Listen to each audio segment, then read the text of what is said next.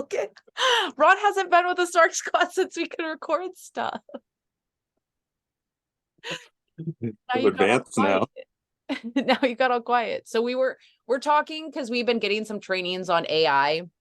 And I'm sure a lot of you guys have heard like, oh no, the robots are taking over. Maybe you are like me. And I did first use GTP, and I guess I wasn't asking the right prompt. Someone's like, you're not asking good questions. And I was like, excuse me, but I'm learning more and more about it. And thanks to like these two and other people. So say hello, ask questions down below. We are on a Zoom. So if you want like our undivided attention, that's where my eyes are pointed, and that's where questions are going to be answered first. So feel free to shoot them off. And then Ron just gave us a really good one that I didn't even think to use ChatGTP for.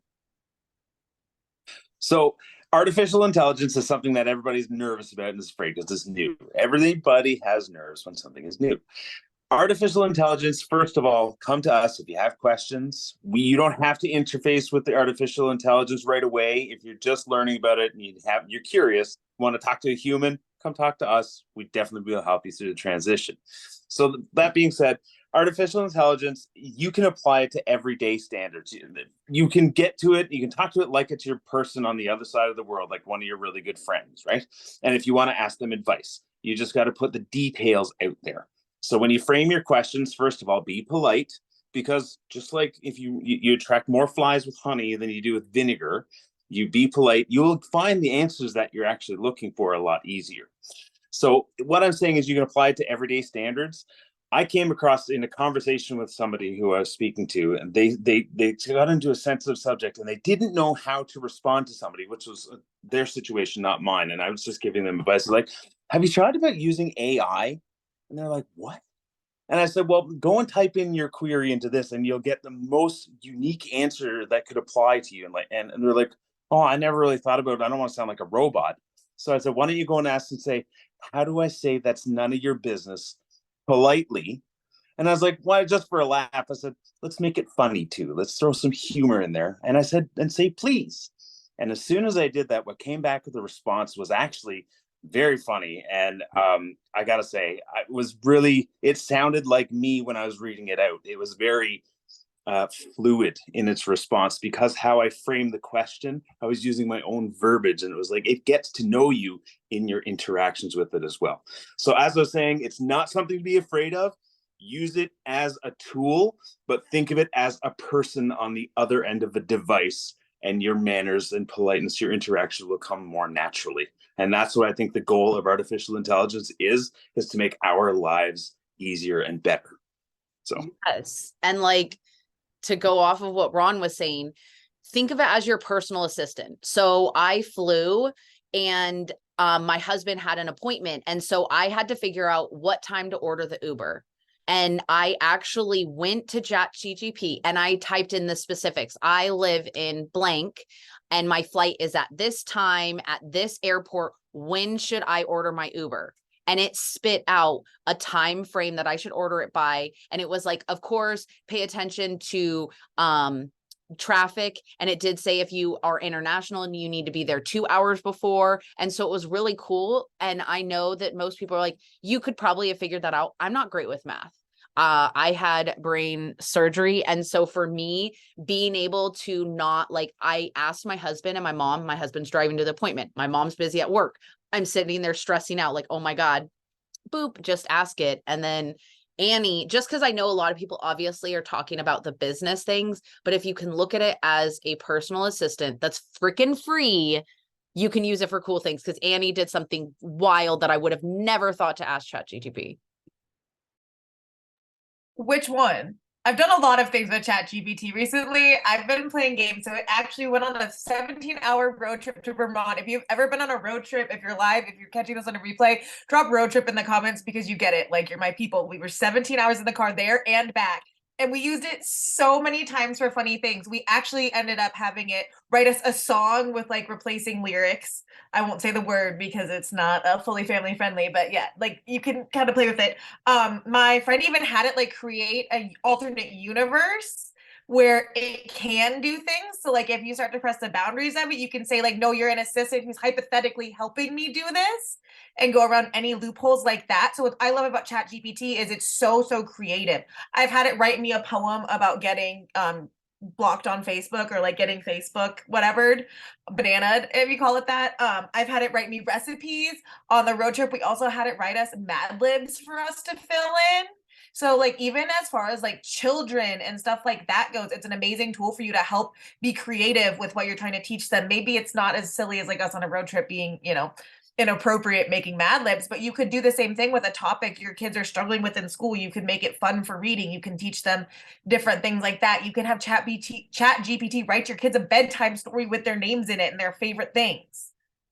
Like you can really use this tool to do all these different creative things for yourself and your family. It doesn't just have to be like a business-based thing, which I think is really cool. And as long as you're not, I think this is the other part people aren't talking about, like, I'm not saying go give it all of like your personal details. I think that's also really important to talk about, is security when it comes to this.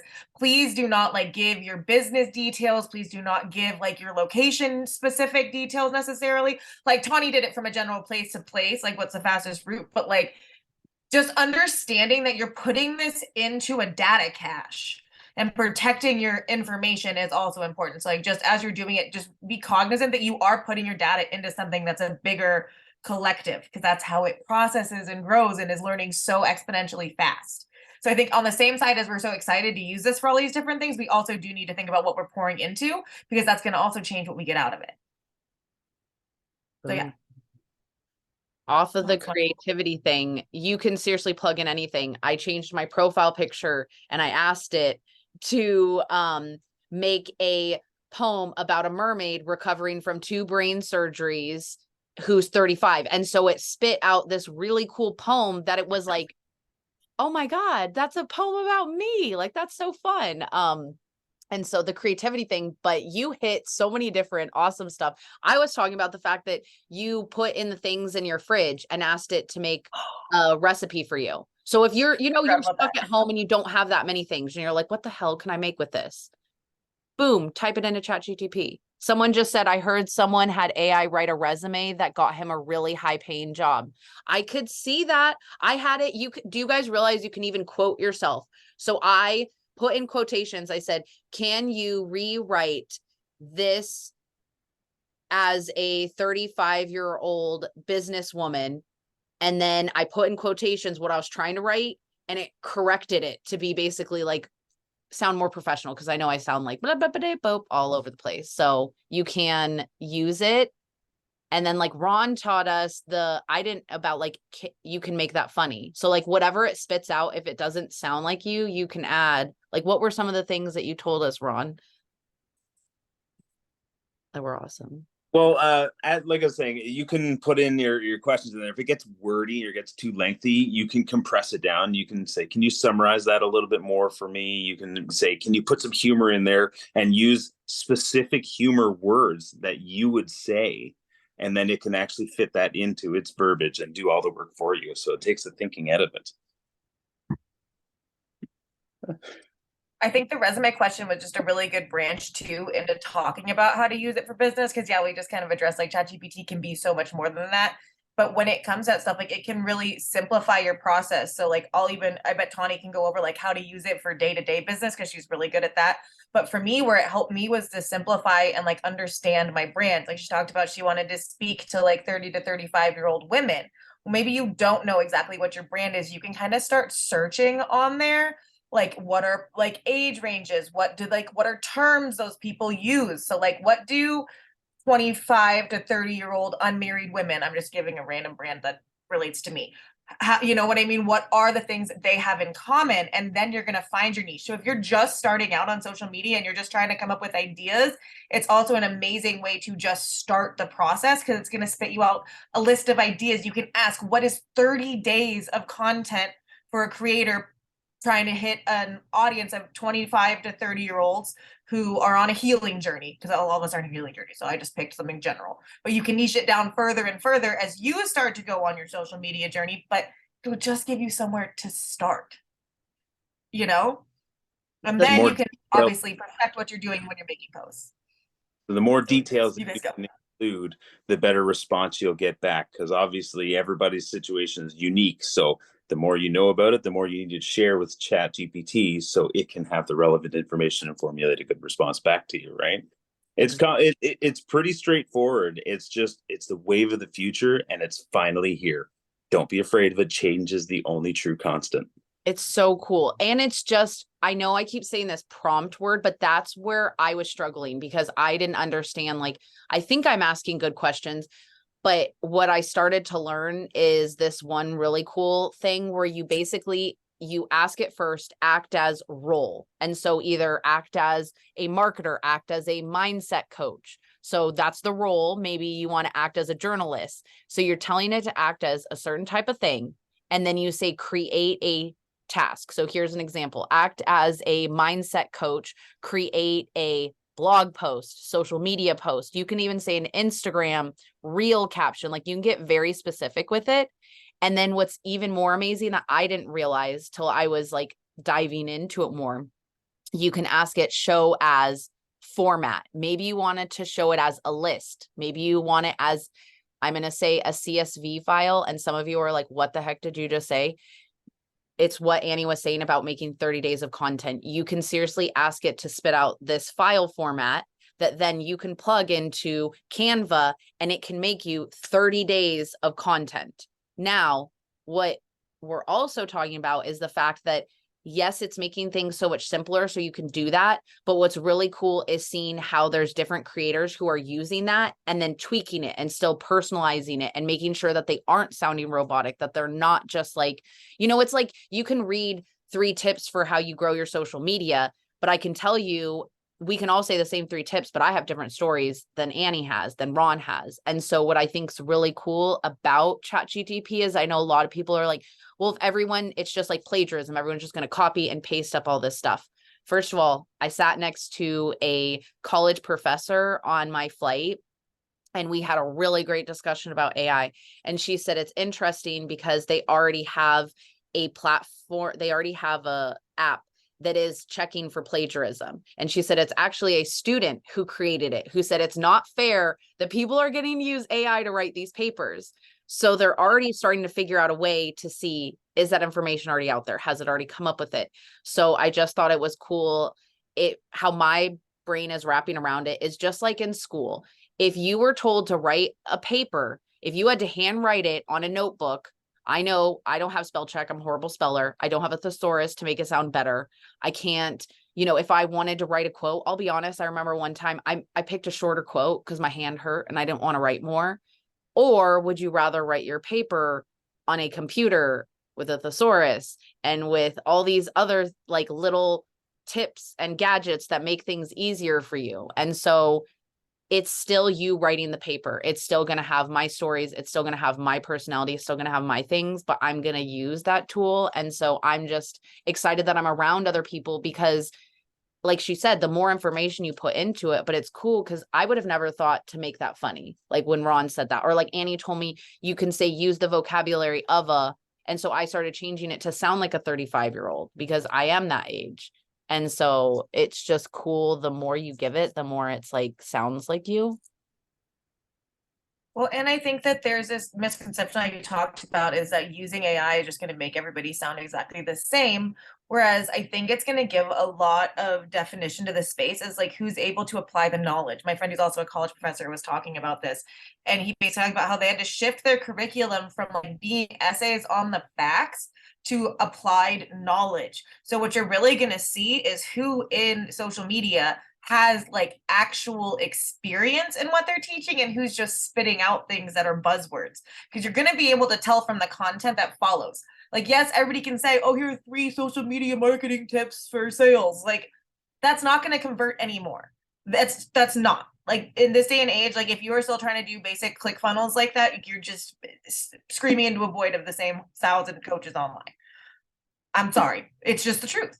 So like if you're not bringing stuff to the table to show what you're talking about and show your knowledge base, show how you're creating content, yeah, you can use these buzzwords and you can do all these fancy things with AI, but if you're not showing up and doing the work, people are going to see right through your crap.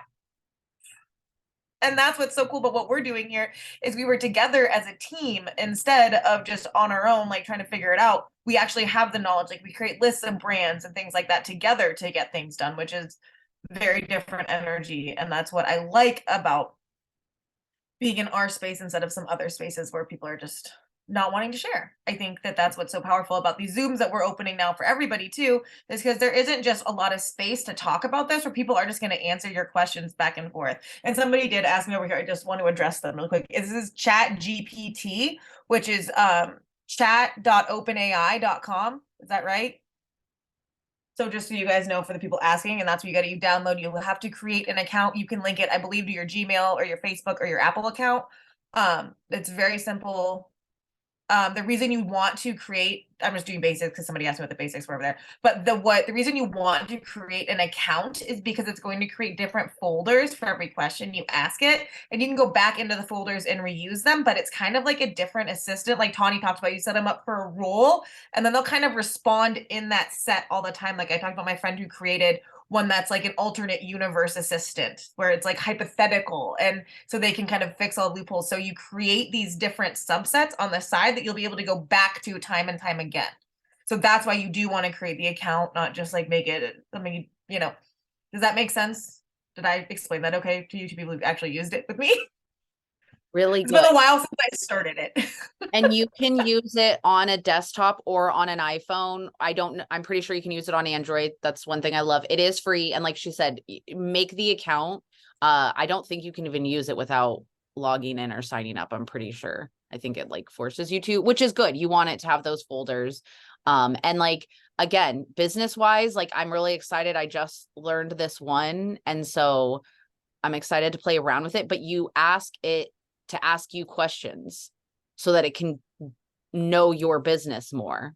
And so like I saw this cool prompt, I know your brain at, 11 o'clock at night. And I'm like, why are we doing this right now?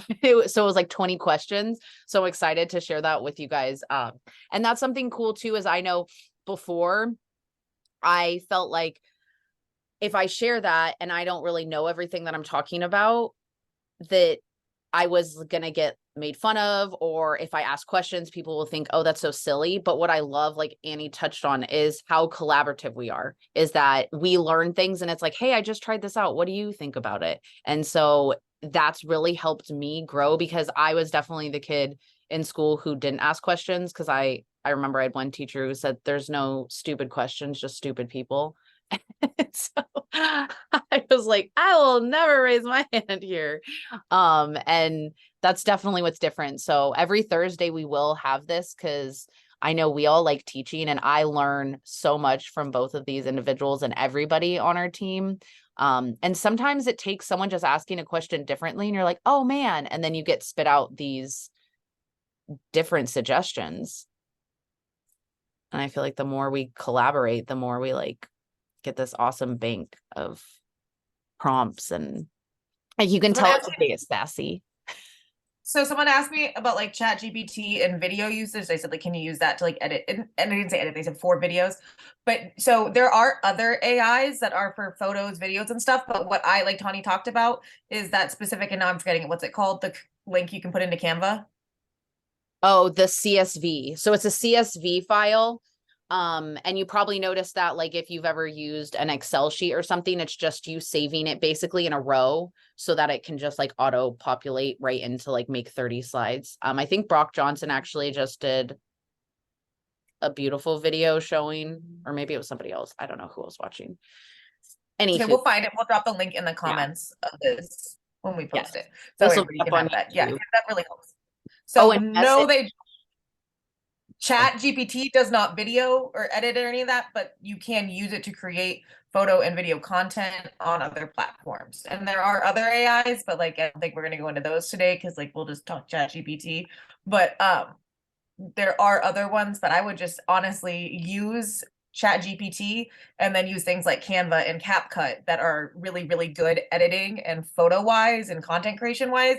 They're a lot more user friendly than a lot of the AI video editors right now.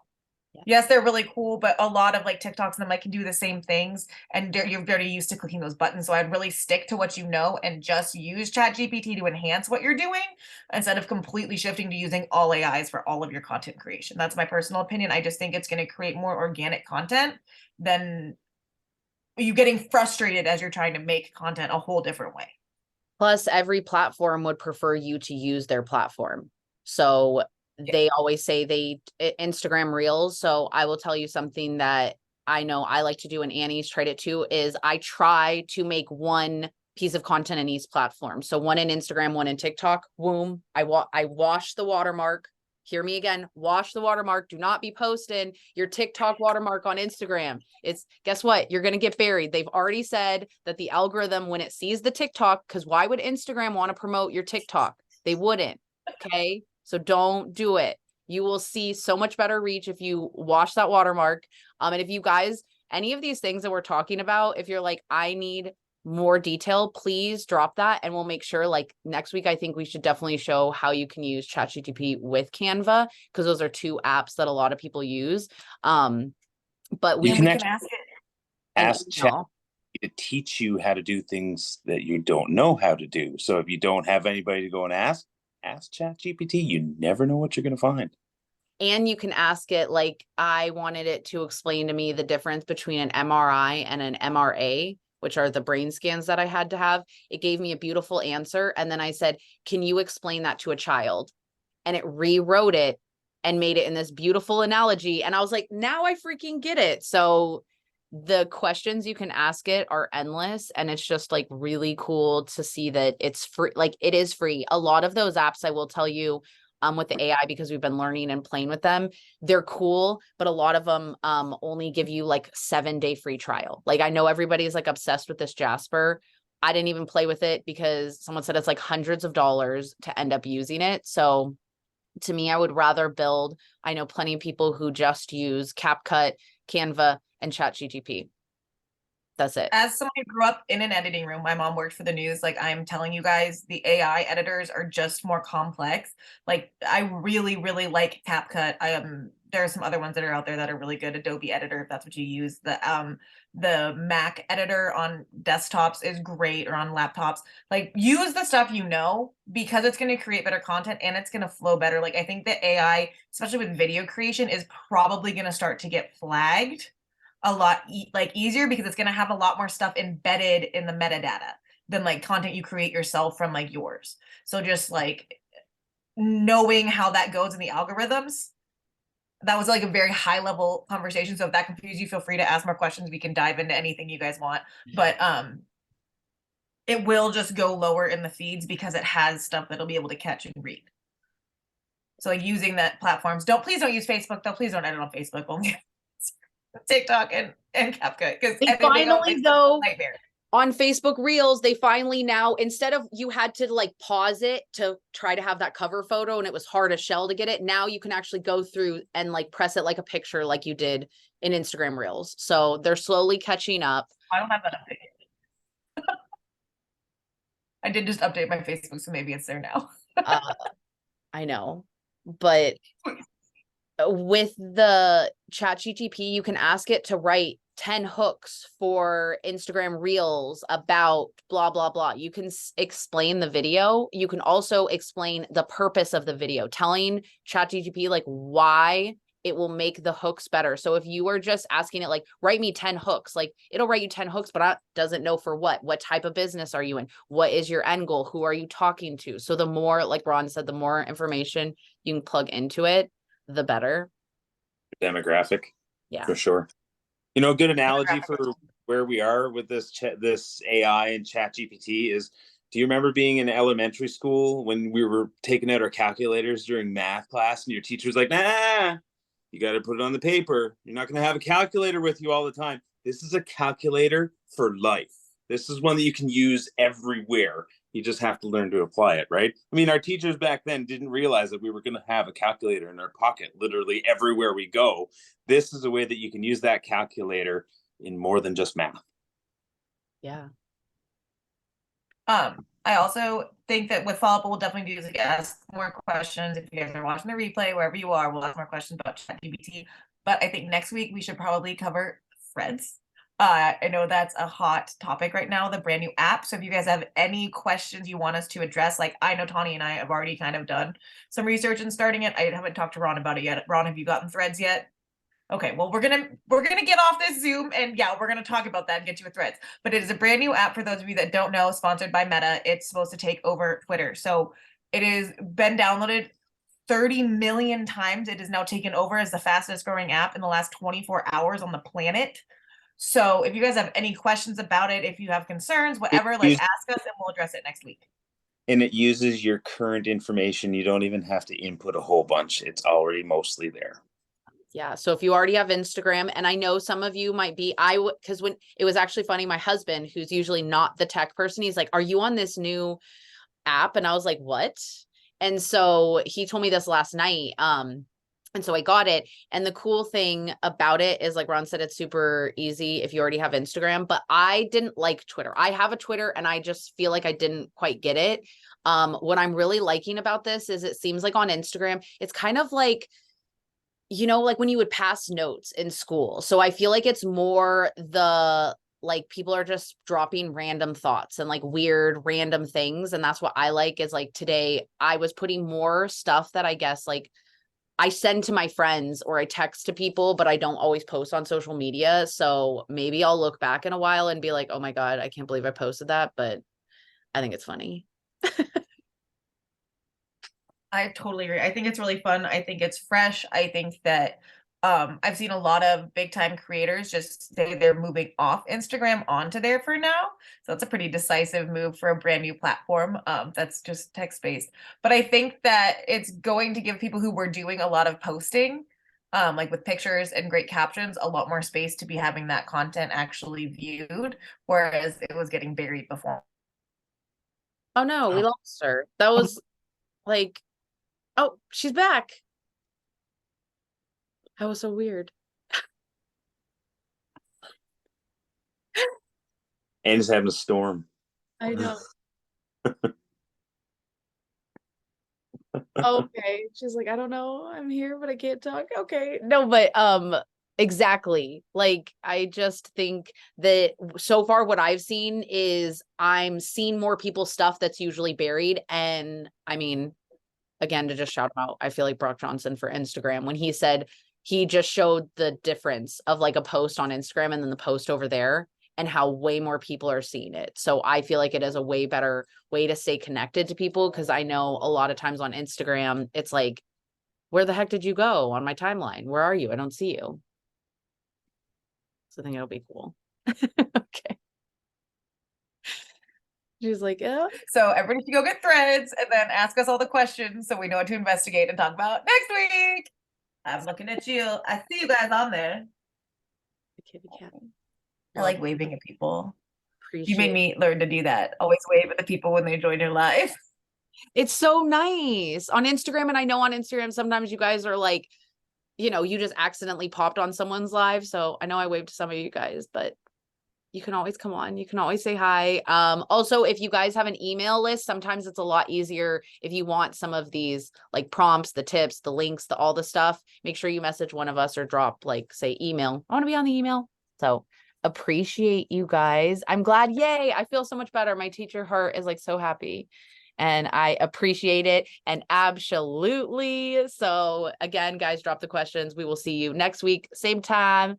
Bye. Whoop. Woo. Whoop. And a whoop. Oh. Fire. It's still recording. Oh. Whoop, whoop, whoop. I still saw it. Okay, stop recording.